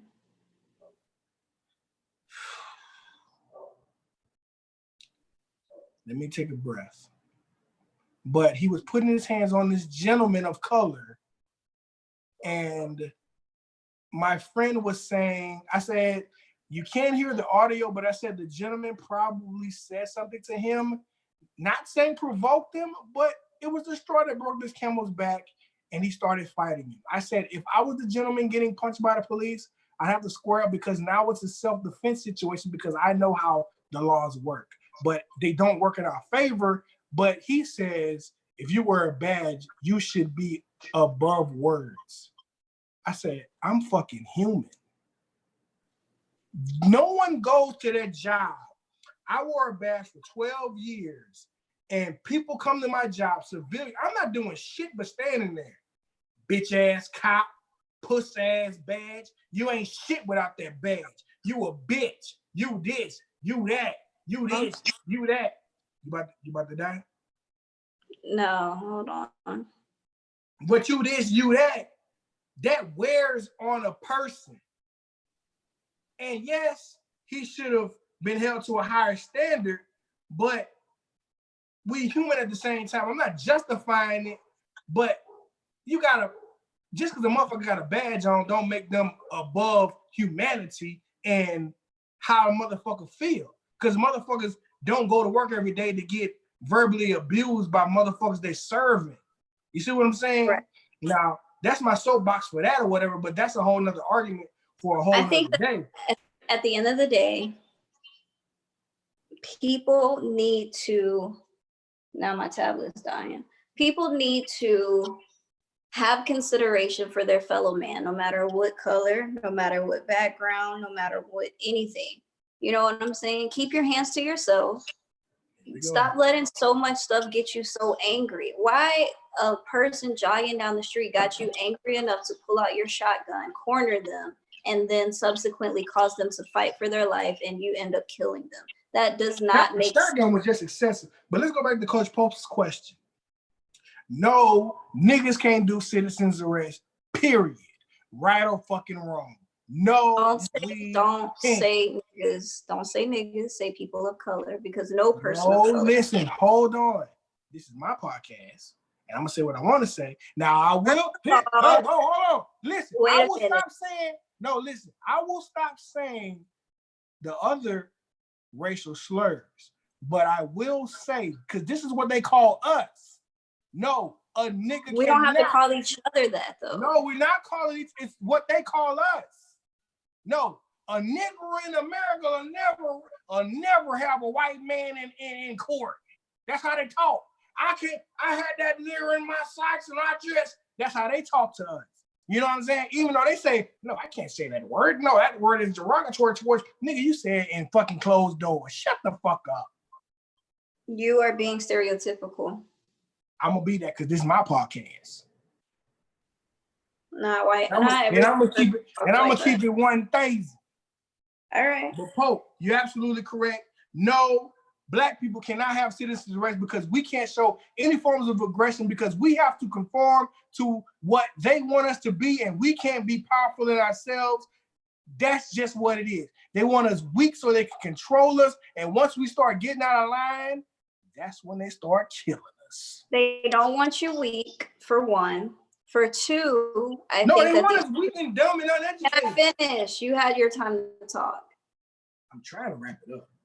I'm wrapping it up. This is the last thing that I'm going to say. They don't want us weak, first of all. Second of all, the only reason that they say or do the things that they say and do to us and about us is because of the stereotypes that are portrayed in the media. You don't see the average working Dr. Huxtable, Bill Cosby on TV. You don't see that. What do you see? You know why? Answer the question. What do you see? They see what they see what they want to put out. That's just how media works. But can I say, if we can change that, we wouldn't have a problem. Yeah, it doesn't justify anything. No. For every dumb motherfucker of color they put on TV, there's a motherfucker doing something different and positive in the community. That don't sell stories. That don't get views. Controversy. That's why we need to stop putting the negative ones out. But the thing about it is this.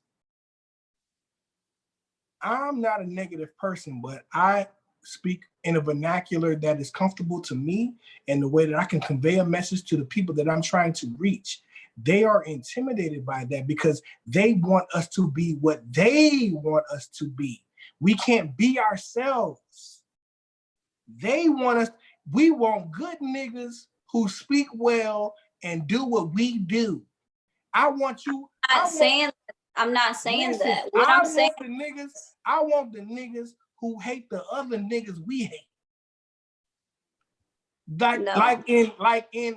Like the slaves, they say, master, we sick. Master, we. Master, we. Master, we. We. I'm not talking about that. Nigga, I'm talking about people who live normal lives. Everybody ain't no drug dealer. Everybody ain't no rapper. Everybody ain't out here acting crazy and pulling wild stuff and all of this. The majority of Black people are not like that. So if the majority of Black people are not like that, then why aren't they showing what the majority of Black people are? What do we own to put that narrative out? Oprah on a whole network. Fuck Oprah. I agree. But fuck BET. I agree. You know why? Because they perpetuate what a motherfucker do. BET is owned by a white man. What the problem is that, like I said, until we stand up, things aren't going to change. It's not going to change in the justice system. It's not going to change on media. And it's definitely not going to change on anything else that people stereotype us from. It goes back to what I said earlier. Once we try to put something together, you know what they're going to say, Joya? Who is this bitch thinks she in charge? That's what we do. That's what we do. That's when you have a conversation with the person and say, you can't talk to an ignorant motherfucker. Yes, you can. Shit. You try talking to me. You try talking to me. And that's why this podcast is about to end. Shit. All I'm saying is this. If somebody says, why are they in charge? You have that conversation with them. And if they still don't understand, then you boot them out. Plain and simple. But it's more of them than motherfuckers of like-mindedness. No, there's not. Oh my God. No, there's not. I just said that. I just said the people that would question that and act like that are the same stereotypes that they perpetuate on TV. And the majority of Coach Pope on your ass. Coach Pope. I know how he is. I know how Pope is. I know you on my head, but I'm gonna just say it like this. Nothing is going to be done until we stop doing what we've been doing, and that's just either taking money or being ignorant or doing other shit. That's it. Listen, this has been another episode of Maybe I'm Tripping with Big Ken.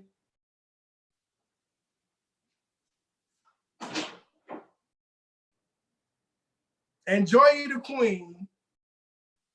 I gotta catch her before she cut this bitch off. But thank you guys again. Thank you, Patreons, for checking us out. See you this weekend. Joy left.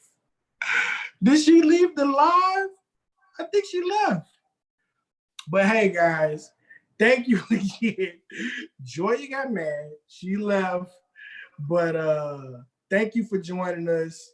I'm Big Ken. That was Joy the Queen. I don't know how to cut the live off because she's in charge of it. I don't know what to do.